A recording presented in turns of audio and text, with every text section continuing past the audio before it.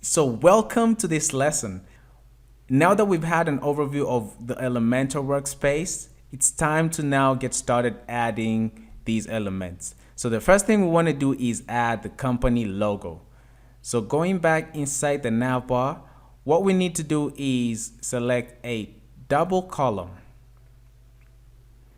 And this double column section is divided like that. Of course, we'll be able to resize it as we progress to give it the right size, and I suggest you do the same. But right now, what we'll add on this side is this nav bar, nav menu, and on the left side, we'll add the logo. And the logo is an image element. So click that plus sign right there, and under the basic panel, let me collapse that. Under the basic panel, which contains the basic elements of any website, let's pick the image element and drop it in there. Without clicking anywhere else, the active element to edit is now the image. Just to confirm, just click it and this will appear here. So let's choose an image, click inside there. We don't have any elements for now, so let me upload a file. And I've already prepared this folder for you.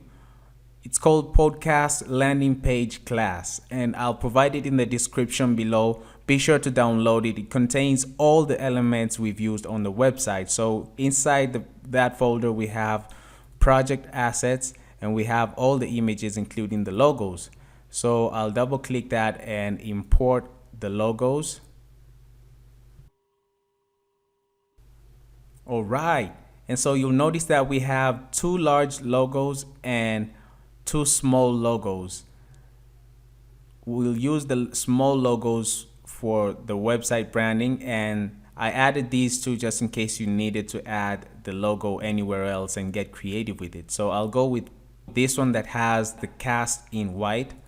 So I'll select that, then insert media, and you'll notice that the white part is not visible because the background itself is white.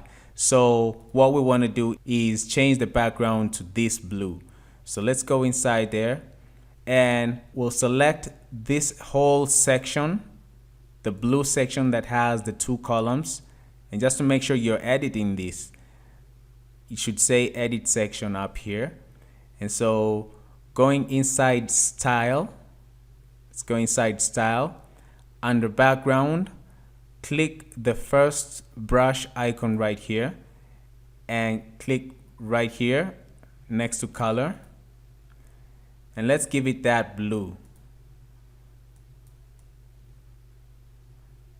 And instead of guessing these color codes, I had already created that blue color and saved it in this file, project assets.